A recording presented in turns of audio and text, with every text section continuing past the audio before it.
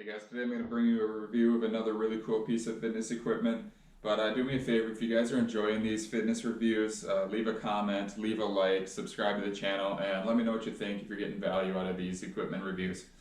So today, I'm going to be talking to you guys about the SISU Warhammer from Rogue Fitness. Now, the main reason to be purchasing this Rogue Fitness hammer here is for sledgehammer strikes, basically just hitting an object repeatedly with the hammer. I've seen people do this like on old tree stumps or anything like that, but I think the easiest way for most people to do it is just to go to your local tire shop or whatever, ask them for a old used tire, which they will give you for free because they have to pay to get rid of these things, and then you can just hit that tire. You got to kind of have it anchored in place in a corner or something like that, or you kind of have to have a wide open place because when you're hitting it, it'll kind of move around on the floor a little bit. So that's the easiest thing to do with hitting the hammer though. They make specialized targets for hammers, but they're generally pretty expensive. So this thing is made out of steel. It has quite a long handle. Before I bought this thing, I was using just a regular sledgehammer from the store, which at the end of my review, I'll kind of get into that, but that's probably a more financially viable option for most people, and it works almost as good as this one. But the handles on those are generally probably 6 to 8 inches shorter than this one. So this does help you get a little bit extra leverage.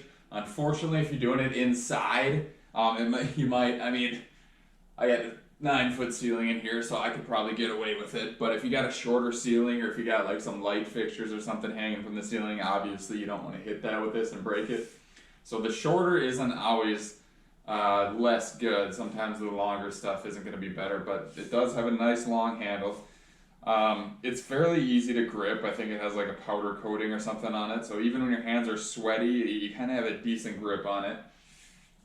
It has a fairly big head on here, and so this thing has bolts in here where you can remove this plate and then you can fill it. So when it's not filled with anything, this top piece will be hollow, and it's 14 pounds. It says if you fill it with sand, which I have in here, it gets up to 20 pounds, and if you fill it with lead shot, it'll get up to 26 pounds. So even 20 pounds is pretty heavy.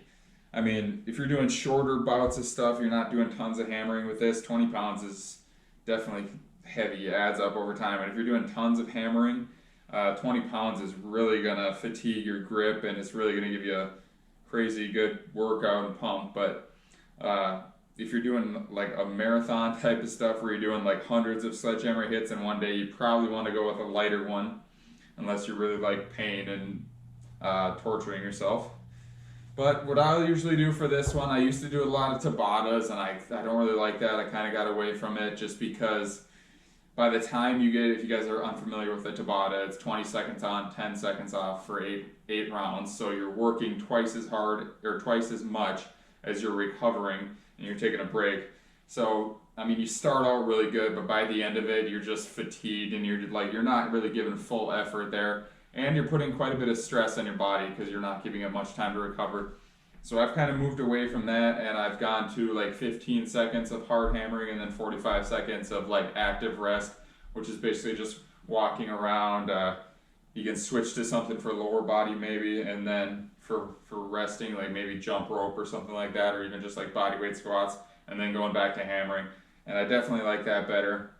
It's definitely not as hard. It definitely doesn't get you worn out as much, but for like long-term progress, you really don't need to beat yourself up and break yourself down every day. It's better to just push it pretty good, but be able to recover. Recovery is where the actual benefits of exercise happen, not constantly breaking yourself down and torturing yourself. So as far as any kind of programming with this, I definitely recommend longer rest periods than working sets, especially if you're doing like extremely fast, as fast as you can hammering. There's other protocols from Joel Jamieson where you basically would do like a slam every 5 seconds or so, and then you just do that for a long period of time and trying to slam it as hard as you can, and then you wait a few seconds, try to slam as hard as you can, and that's basically training your power endurance. So that's another good way to do it. Tabatas are going to break you down, so I definitely wouldn't recommend doing them too often. But off of that rant, back onto the hammer itself. as far as doing anything else, as far as the versatility of this thing, it's mainly hammering. I mean, you can do some other stuff with it, but there's so much better options for everything else. So some of the things I will do with it, I'll do like reverse wrist curls like this. It's a pretty good way to do reverse wrist curls, and obviously your top forearm muscles aren't as strong. If you're just gonna do regular wrist curls, I could probably do 500 in a row. It's not that hard, but doing like maybe 20 reverse wrist curls, it actually works pretty well. You really have to choke up on it because this thing's heavy as hell, but you can do like some wrist leveraging stuff like this to work these forearm muscles as well.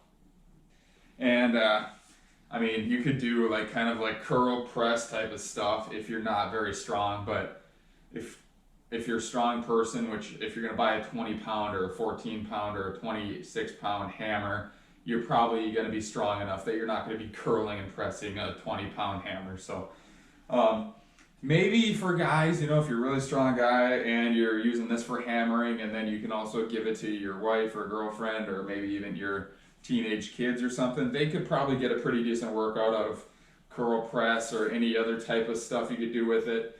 Another one that even strong people get a good benefit from, you can do like oblique leans.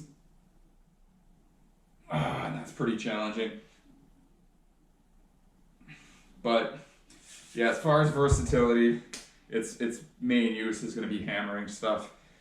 And cost. The cost of this thing is $130. So it's not cheap. It's definitely a well-built piece of equipment, and it'll last you a long time. And if you plan on using it a lot, you will get your money's worth eventually. I mean, this thing is probably damn near impossible to break, especially if you're hitting tree stumps or tires all the time. But at the same, whatever, I don't know what I'm trying to say, but before I got this, I wanted to get into sledgehammering, and I got a 12 and a 16-pound hammer at Home Depot. And they work just as fine. I mean, they got like the composite plastic handles or whatever, and then the steel tops.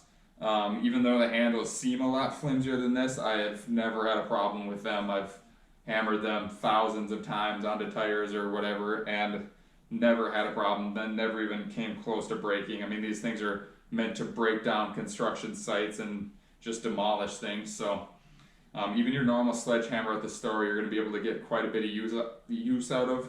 And most people, you really don't need a hammer this heavy. So going to Home Depot or Menards or something and buying a 12-pound sledgehammer is probably going to set you back like 30 or 40 bucks maybe. And it's basically the same thing. It's a little bit shorter, it's a little bit lighter, but if you have the money to spend, it's definitely a cool piece of equipment. You definitely feel like a badass, like slamming this thing around, and you just feel almost like a Viking warrior or something like that. But if that extra $80 expense is worth it to you, I'll definitely let you make the decision. So for most people, I'd probably say this is not a necessary purchase, and if you have a limited gym budget for your home gym, I would definitely look into something else before a specialized tool like this. That being said, if you have the money, it is a badass thing, and I would definitely recommend checking it out if you just want to add some more fun, like badass feeling, make you feel like a powerful, cool workout type of deal. This is definitely cool to have. So hopefully you enjoy this review I did here. If you have any other questions about it, let me know. I think that's pretty much all I need to cover. Like I said, if you enjoyed this video and you're getting some value out of my content, please consider subscribing and giving a like or a comment, just some helpful feedback for me, so I know that you guys are valuing this stuff, you're digging this stuff, and I can keep making more of them for you guys. Thanks for watching. See you next time.